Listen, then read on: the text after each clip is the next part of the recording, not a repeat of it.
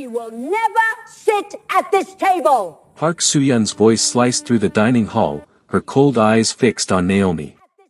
She'll never be family. The sooner she leaves, the sooner you can get back to your real life, Jin-woo. Naomi's heart shattered. 20 pairs of eyes watched from around the elegant table, waiting for her humiliation to be complete. Jin-woo stood so abruptly his chair crashed backwards. His face transformed into something deadly. This was Seoul's most feared mafia boss, and everyone at the table knew it. "You're right about one thing, he said, voice lethal and quiet. Naomi doesn't belong at this table." Naomi felt tears spill over. He was choosing them. But Jin-woo walked straight to her, wiped her tears, and pulled her to stand. "Because she sits at the head of it." "What are you talking about?" his mother demanded. Jin-woo pulled out his phone. "Bring them in." 3 men in suits entered carrying boxes of documents. Jin-woo grabbed a thick folder and slammed it on the table. Glasses rattled. Silence fell. "This mansion you're sitting in right now, judging my wife?" His voice cut like a blade. "She owns it. Every stone. Every chandelier. Everything." Chaos erupted. Hey beautiful souls. Welcome back to the channel, and happy holidays to everyone watching. Today's story is an emotional roller coaster, love that defies everything, a mafia boss who protects his woman at all costs, family drama that will have your jaw on the floor, revenge, betrayal, and yes, those steamy intimate moments you live for. Click that subscribe button and turn on notifications as new stories drop daily. Now, let me take you back to where this all began. 2 years ago, Naomi was a corporate lawyer in New York, running on coffee and 3 hours of sleep. At midnight, she stumbled into a small Korean restaurant near her office. That's where she met him. Jin-woo sat in the corner, eating ramen alone, trying to escape his security team for 5 minutes of peace. When Naomi walked in, exhausted but beautiful, he couldn't stop staring. "Can I buy you dinner?" he finally asked. "No," she said, thinking he was just another guy trying to pick her up. But the restaurant owner, a sweet elderly woman, had other ideas. She literally pushed Jin-woo into Naomi's booth. "You both sad. Eat together. Talk. Be less sad." So they talked. 4 hours. About life, dreams, fears, disappointments. He didn't tell her who he really was, not about the mafia connections, the empire, the danger. He was just Jean. And she was just Naomi. They talked until the restaurant closed, then walked Manhattan until sunrise. "I thought I'd never see you again," Jin-woo admitted months later. "But I went back to that restaurant every night for 3 days, hoping. And I walked in on day 3, Naomi said. And there you were."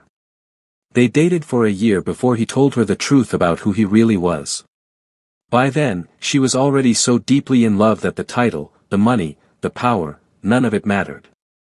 "I was terrified you'd leave," Jin-woo confessed. But she didn't. Because she'd fallen for the man who brought her soup when she was sick, who learned to cook her favorite breakfast, who held her when she cried about losing her father. That man. Not the empire. 6 months ago, they got married in a quiet ceremony in New York. Just them and 2 witnesses. And that's when Jin-woo did something that would change everything. He transferred his entire inheritance, the estate, the properties, everything his grandfather left him, into Naomi's name. Not as a romantic gesture, but as proof. Proof that she wasn't with him for money. Proof that he trusted her completely. "If you have your own wealth," he told her, "then everyone will know you chose me for love." Naomi had protested, but Jin-woo was firm.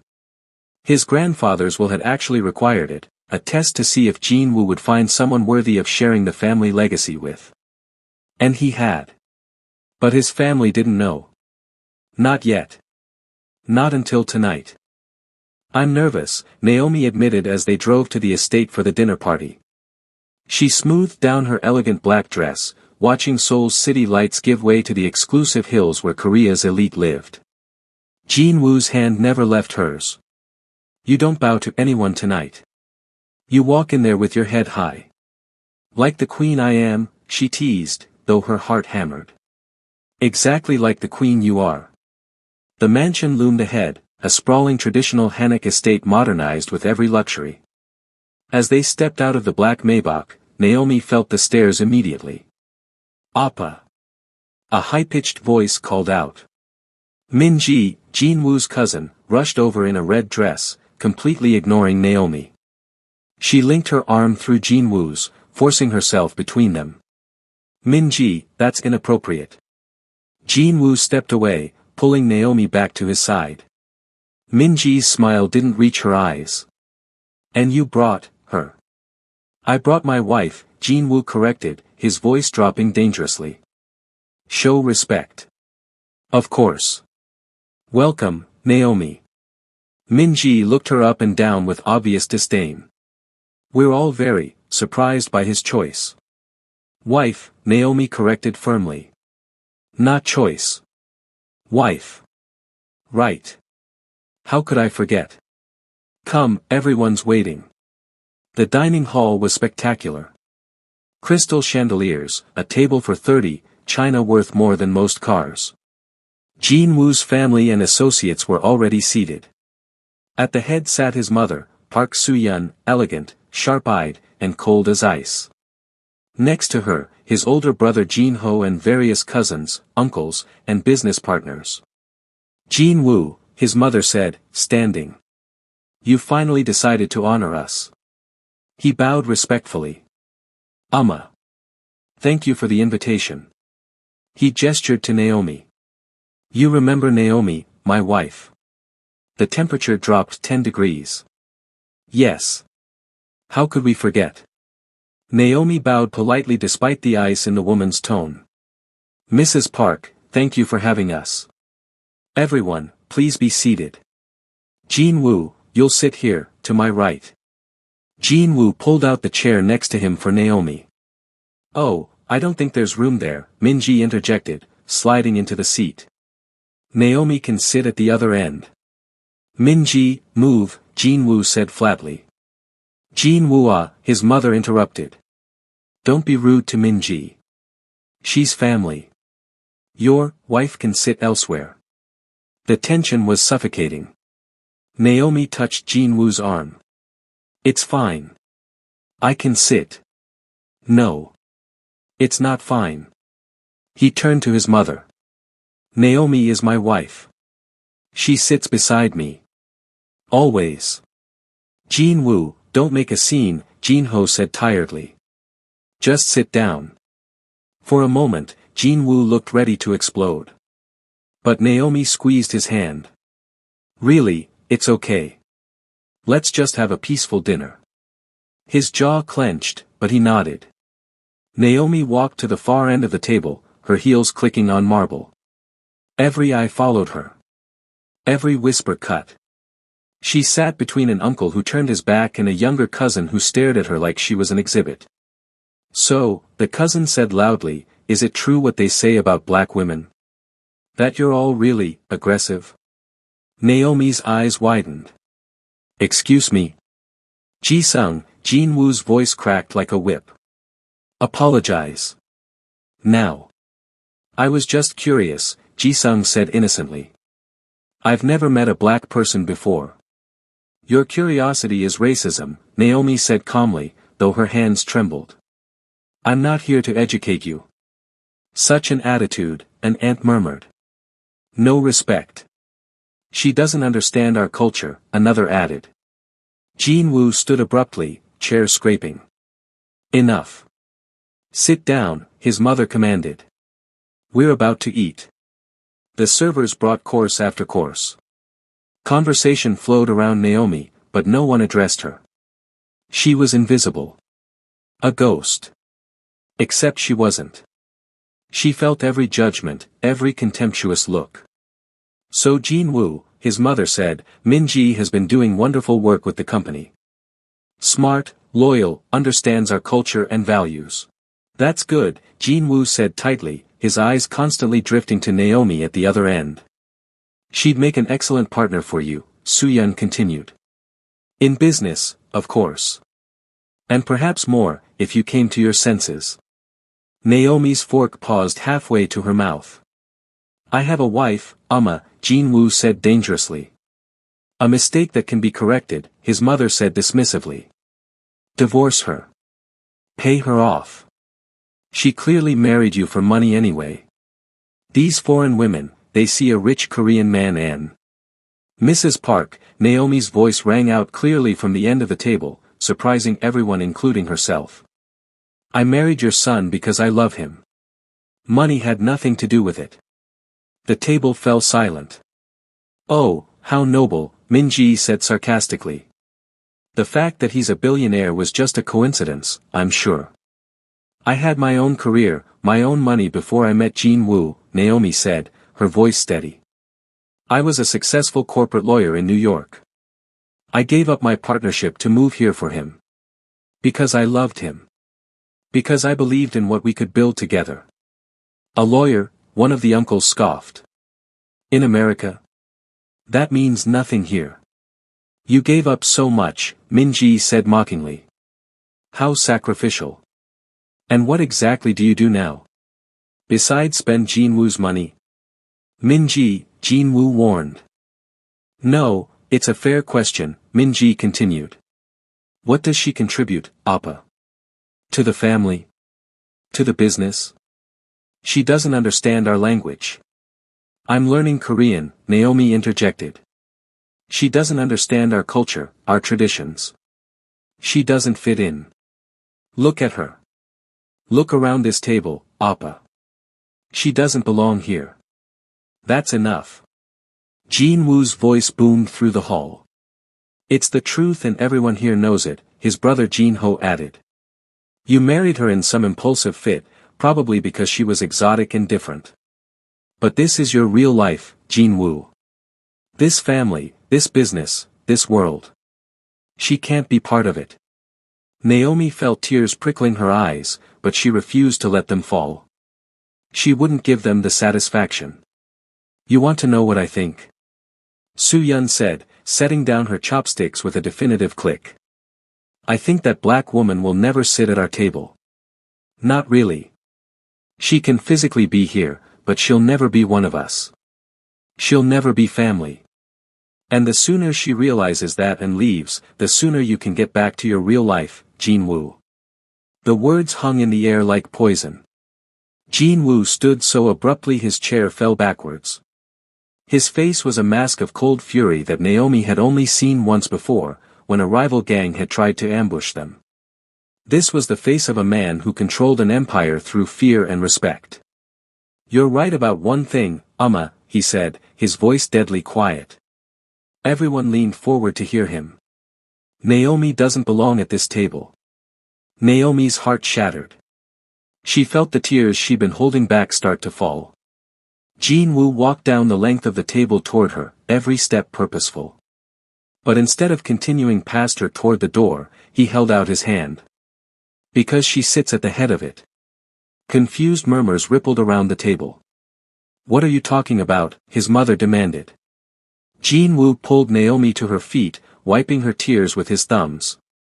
I'm so sorry, he whispered to her. This ends now. He turned back to the table. Since you all seem confused about where my wife stands in this family, in this estate, let me clarify something. He pulled out his phone and made a call. Bring them in. Within moments, 3 men in suits entered the dining hall carrying boxes of documents. Jin-woo's personal lawyer, Mr. Kim, was among them. Mr. Kim, Jin-woo said. Please explain to my family the ownership structure of this estate. The lawyer cleared his throat, looking uncomfortable. As of 6 months ago, the Park estate, including this mansion and all surrounding properties, was transferred into the sole ownership of Mrs. Naomi Park. The reaction was explosive. What? His mother shrieked. That's impossible. Jin-ho shouted. Appa, what did you do? Min-ji gasped. Jin-woo pulled out a folder from one of the boxes and slammed it on the table. These are the property deeds. This mansion, the one you're all sitting in right now, judging my wife, telling her she doesn't belong. She owns it.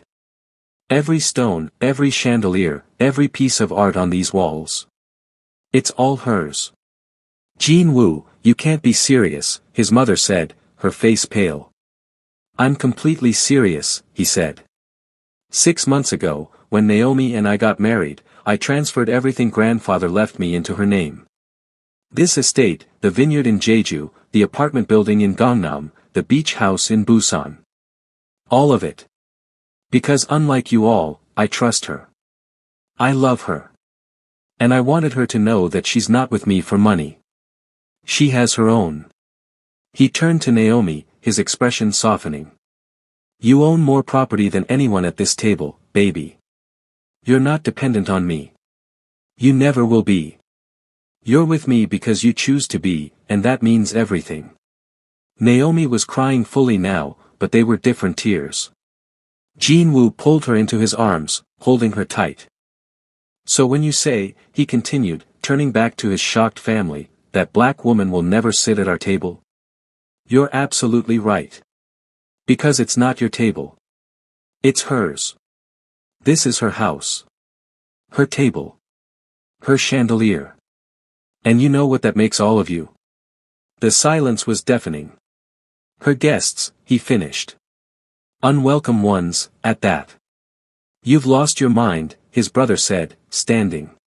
You gave away grandfather's legacy to some woman you barely know for what? Good sex. Jin-woo moved so fast that his brother didn't see it coming.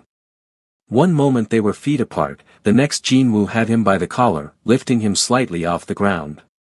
The dangerous Mafia boss was fully present now. That's my wife you're talking about, Jin-woo said, his voice lethal. The woman I love. The woman I wake up next to every morning and thank God for. You will respect her, or you will leave. Permanently. Jin-woo, his mother pleaded. Put him down. He's your brother. He's disrespecting my wife in her own home, Jin-woo said. That makes him unwelcome. He released Jin-ho, who stumbled back. All of you, Jin-woo said, addressing the entire room. You've shown your true colors tonight. You've shown that your acceptance was always conditional. That your family love had limits. Well, mine doesn't. Naomi is my family. My priority. My everything. And if you can't accept that, there's the door. You're choosing her over your entire family, his mother asked, tears in her eyes now. You're making me choose, Jin-woo corrected. And yes, I choose her. Every time. Every day. Without hesitation. You guys, can I just pause here for a second? The emotion in this scene. The way Jin-woo stood up for his wife. If you're loving this story so far, please don't forget to hit that subscribe button and turn on notifications so you never miss any of our dramatic love stories. Drop a like on this video if you're Team Naomi and Jin-woo, and comment below what you would do in this situation. Would you stay and fight, or walk away? Let me know. Now, back to the story because things are about to get even more intense. This is insane, Min-ji said, standing. Jin-woo, you can't just. I can, he interrupted. And I did. Mr. Kim, please read the next document. The lawyer pulled out another paper. This is a letter from the late Mr. Park Dae-young, Jin-woo's grandfather, written before his death. He specified that the estate should go to Jin-woo with one condition, that it be transferred to his spouse upon marriage as a test of character and love. Grandfather wanted this? Soo-yeon whispered. He did, Jin-woo confirmed. He told me before he died that a man who truly loves doesn't hold power over his partner. He shares it. He trusted me to find someone worthy of sharing this legacy with, and I did. Naomi is more worthy than any of you. We're your blood, an aunt protested. And you've used that as an excuse to be cruel, Jin-woo shot back. Blood doesn't give you the right to abuse, to demean, to dehumanize. Naomi has been nothing but respectful to all of you, and you've treated her like dirt from day one. Because she's not one of us, his mother cried. She's different. She doesn't understand our ways. No, Jinwoo said more gently. She's different because she's kind. She's different because she sees people for who they are, not what they can do for her. She's different because she loved me before she knew about any of this wealth. When we met in New York, she didn't know who I was. She just knew Jinwoo, the man. Not the boss. Not the heir. Just me. He pulled Naomi closer. And that woman, that beautiful, intelligent, compassionate woman, fell in love with who I am at my core. Can any of you say you love me like that? Or do you just love what I represent? What I can give you? The question hung in the air, unanswered. Naomi finally found her voice. I never wanted this, she said quietly. I never wanted to come between Jinwoo and his family. I tried to tell him from the beginning that this would be hard, that people wouldn't accept us. But he insisted that love was enough. She looked at Jinwoo with such profound love that several people at the table looked away, uncomfortable with the intimacy of the moment. And you know what? Naomi continued. He was right. Love is enough. Not your approval. Not your acceptance. Just his love. That's all I need. But Jinwoo needs his family, Soo-yeon said desperately. The business, the connections, I have everything I need, Jinwoo interrupted. Naomi is my family. And we'll build our own legacy. Together. So that's it? Jinho asked bitterly. You're just cutting us all off. No, Jinwoo said. You're cutting yourselves off. I'm giving you a choice right now. Accept Naomi as my wife, treat her with the respect she deserves, or leave this house and don't come back until you can.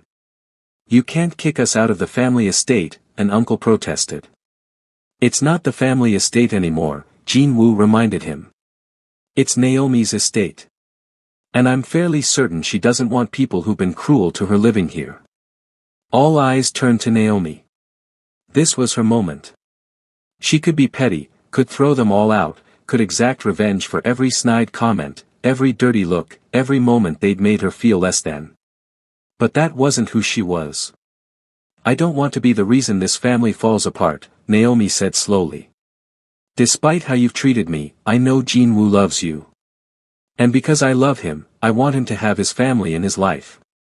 She straightened her shoulders, channeling every ounce of strength she had. But I will not be disrespected in my own home. I will not be relegated to corners and treated as less than. If you stay for dinner, you will treat me as an equal. As Jinwoo's wife. As the owner of this house. If you can't do that, then yes, I'm asking you to leave. The audacity, Minji muttered. The audacity? Naomi repeated, something sharp entering her tone. You want to talk about audacity?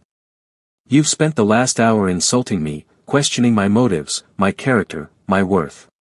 You've made racist comments about my skin color and my culture. You've tried to push another woman on my husband right in front of me.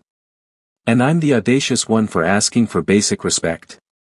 Minji, Jinwoo said coldly, you should probably leave. Now. Fine. Minji grabbed her purse. I don't want to stay in this house anyway. Not when it's been tainted by. Finish that sentence, Jinwoo warned, taking a step toward her, and I will make sure you never work in this country again. Your family's business depends on my goodwill. Test me. Minji's face went red, but she wisely kept her mouth shut.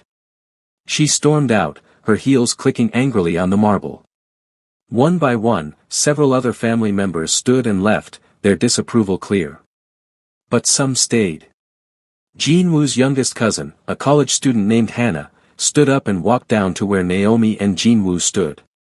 I'm sorry, she said, bowing deeply to Naomi. I'm so sorry for how we treated you. It was wrong. You didn't deserve any of that. Naomi was surprised. Thank you, Hannah. Can I ask you something? Hannah said nervously. Of course. How did you and Appa meet?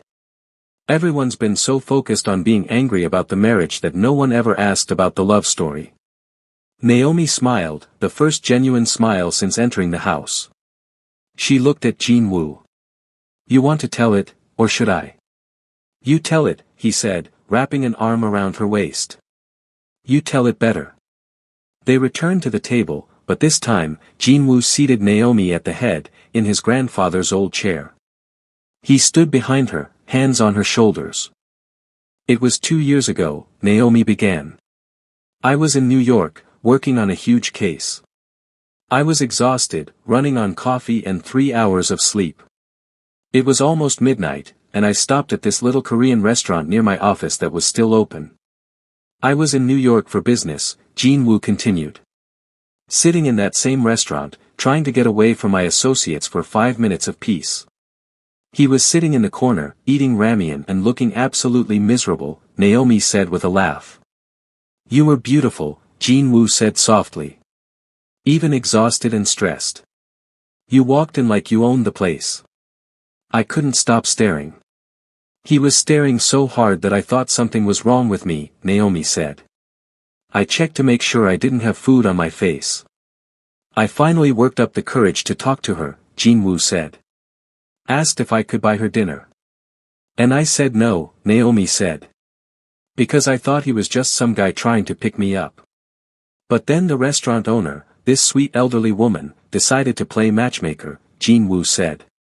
She literally pushed him into my booth, Naomi laughed. Just shoved him right in across from me and said, you both sad. Eat together. Talk. Be less sad. Even Soo-yeon cracked a small smile at that. So we talked, Naomi continued. 4 hours. About everything. Life, dreams, disappointments, fears. He didn't tell me who he really was, what he did. He was just Jean. And I was just Naomi. She told me about her case, Jin-woo said. This pro bono work she was doing for a family being evicted. How she was fighting this huge corporation on her own time. And he told me about feeling trapped by expectations, Naomi said. About wanting to be good but being born into something complicated. We talked until the restaurant closed, Jin-woo said. And then we walked around Manhattan until sunrise. We didn't kiss that night, Naomi said. Didn't even exchange numbers. I thought I'd lost her, Jin-woo admitted. Thought it was just one perfect night I'd remember forever. But then, 3 days later, I walked into that same restaurant, Naomi said. And there he was. I'd been going back every night, Jin-woo said. Hoping she'd come back. We dated for a year before he told me who he really was, Naomi said. And by then, I was already so in love with the man that the title, the money, the power, none of it mattered. I was terrified she'd leave when she found out, Jin-woo admitted. But she didn't. I didn't care about the Mafia connections or the danger, Naomi said. I cared about the man who brought me soup when I was sick. Who learned to make my favorite American breakfast even though he'd never cooked before. Who held me when I cried about losing my dad and didn't try to fix it, just let me grieve. She reached up and squeezed Jin-woo's hand on her shoulder. That's who I married, she said, looking around the table at the remaining family members. Not a bank account. Not a name. A man who sees me, who values me, who loves me exactly as I am. There was a long silence. Finally, Soo-yeon spoke. I lost my husband 10 years ago, she said quietly. Park Dae-young's son. Jin-woo's father. We had an arranged marriage. I grew to care for him, but it was never what you two have. She looked at Naomi directly for the first time all evening. I've been so focused on tradition, on bloodlines, on what I thought was protecting this family, that I forgot what my father-in-law always said. That love is the foundation of everything. Without it, all the money and power in the world means nothing. Jin-woo said softly. I'm not saying I'm suddenly comfortable with all of this, Soo-yeon continued. Change is hard for me. But I can see how you look at her, Jin-woo. Like she's your whole world. And that's how your grandfather looked at your grandmother. That's real love. She stood and walked slowly to where Naomi sat. Naomi's heart pounded as the elegant older woman approached. Soo-yeon extended her hand. May I try again? I'm Park Soo-yeon. Your mother-in-law. And I would like very much to get to know my son's wife. Naomi took her hand, tears streaming down her face now. I'd like that too. Good, Soo-yeon said. Because my son is right. If this is your house now, then you shouldn't be sitting at the far end of the table. You should be here, at the head, where you belong. Jin-woo pulled out the chair next to Naomi for his mother, and slowly, the family members who had remained began to move closer, rearranging themselves around the head of the table. Not everyone came back. Some had left and wouldn't return for months, maybe years. Some might never come back. But the ones who stayed, who chose love over prejudice, began to ask Naomi questions. Real questions. About her life, her work, her interests. Hannah asked about being a lawyer in America. An aunt asked about her family. Jin-ho, who had stayed despite his earlier outburst, awkwardly apologized and asked how she was finding Seoul. The dinner that had started with such hatred slowly transformed into something warmer. Not perfect, not without awkward moments, but real. Hours later, after the last guest had left and the staff had cleaned up, Jin-woo and Naomi stood on the balcony overlooking the estate grounds. The Seoul city lights twinkled in the distance. I'm sorry you had to go through that, Jin-woo said, holding her from behind, his chin resting on her head. I'm not, Naomi said. It needed to happen. We couldn't keep avoiding your family forever. Still, some of the things they said were horrible, Naomi finished. But you stood up for me. You didn't let them make me feel small. And that's what matters. He turned her around to face him. When I transferred the properties to your name, it wasn't just about proving you weren't with me for money. No. No, he said. It was about showing you that I trust you completely. That I'm all in. That there's no part of my life that isn't also yours. Jin-woo, that estate is your family legacy. And now you're my family, he said simply. You're my legacy. Whatever we build together, whatever children we might have, that's what matters. Not buildings or land. Children. Naomi said, raising an eyebrow. We've never talked about. I know, he interrupted. And we don't have to decide anything now. But Naomi, when I think about the future, you're in every vision. Every dream. Every plan. He cupped her face in his hands. You're it for me. The only woman I'll ever love like this.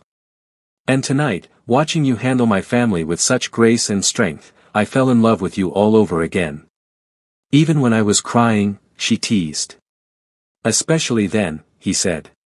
Because you let me see you vulnerable. You trust me with your pain. That's intimacy deeper than anything physical. Speaking of physical, Naomi said, a mischievous glint in her eye, we have this whole mansion to ourselves tonight. Jin-woo grinned, that dangerous, sexy smile that made her knees weak. Mrs. Park, are you suggesting something inappropriate? I'm suggesting, she said, walking backwards toward the bedroom, pulling him by his tie, that we christen every room in this house.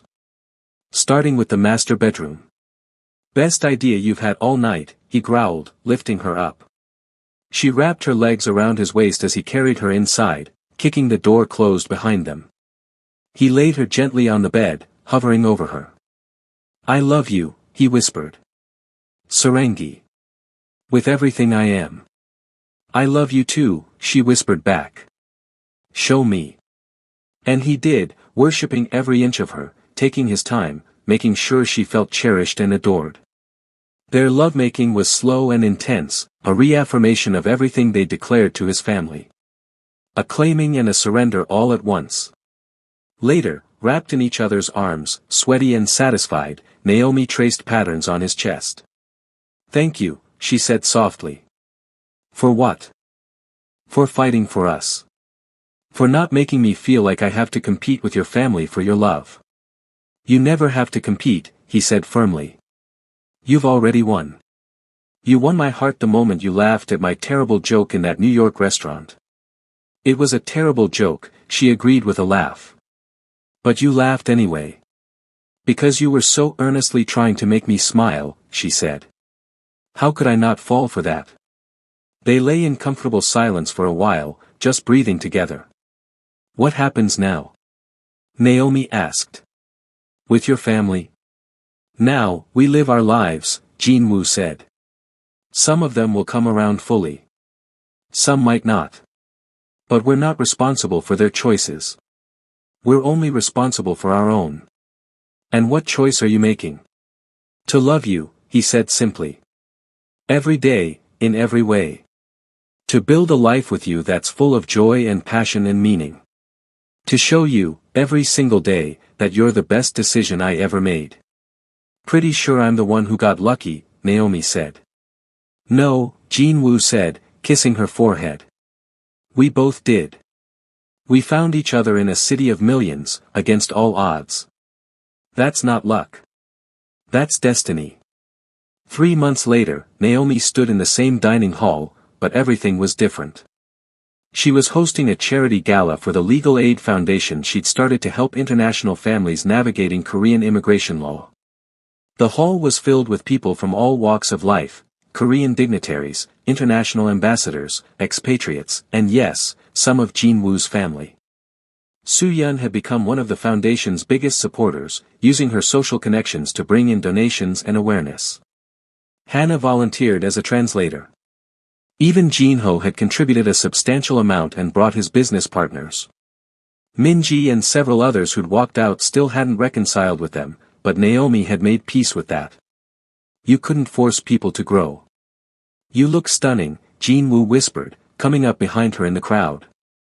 She wore a gorgeous gold gown that shimmered when she moved. You clean up pretty well yourself, she said, admiring him in his tuxedo. Dance with me?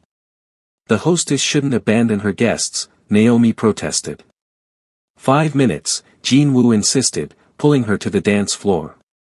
As they swayed to the music, Naomi looked around the room. Can you believe this? 6 months ago, your family didn't want me in this house. Now I'm hosting a fundraiser here. I can believe it, Jin-woo said. Because you're extraordinary. You turned pain into purpose. You could have walked away from Korea, from my family, from all of this. But instead, you chose to bloom where you were planted. Bloom where I was planted, Naomi repeated. I like that. My grandfather used to say it, Jin-woo said. He was a gardener at heart. Said the most beautiful flowers were the ones that grew in difficult soil. Am I a flower in this metaphor? You're a whole garden, Jin-woo said. Beautiful, thriving, bringing life to everything around you. You're so poetic tonight, Naomi teased. What's gotten into you? Jin-woo stopped dancing. Right there, in the middle of the dance floor, in front of hundreds of people, he got down on one knee. Jin-woo, we're already married, Naomi said, confused. I know, he said, pulling out a ring box. But our first wedding was rushed, in New York, with just us and 2 witnesses. You deserved more. You deserved romance and family and celebration. He opened the box to reveal a stunning diamond ring surrounded by smaller stones. Naomi Park, will you marry me again? Will you let me give you the wedding you deserved? The celebration where all our loved ones can witness how much I adore you. Naomi was crying again, but these were happy tears. Yes, she said. 1,000 times yes. The room erupted in applause as Jin-woo slipped the ring on her finger and stood to kiss her. Cameras flashed, people cheered, and for a moment, Naomi felt like the luckiest woman in the world. Not because of the ring, or the mansion, or the money. But because of the man who loved her enough to fight the world for her. If you're still watching, I just want to say thank you so much for sticking with this story. What an emotional journey, right? Naomi and Jin-woo showed us that real love isn't about perfection, it's about choosing each other every single day, even when it's hard. If this story touched your heart, please give this video a thumbs up, subscribe if you haven't already, and drop a comment telling me your favorite part. Did you love the confrontation scene? The romantic moments? Jin-woo's grand gesture at the end? Let me know. And share this video with someone who loves a good romance story. Trust me, they'll thank you for it.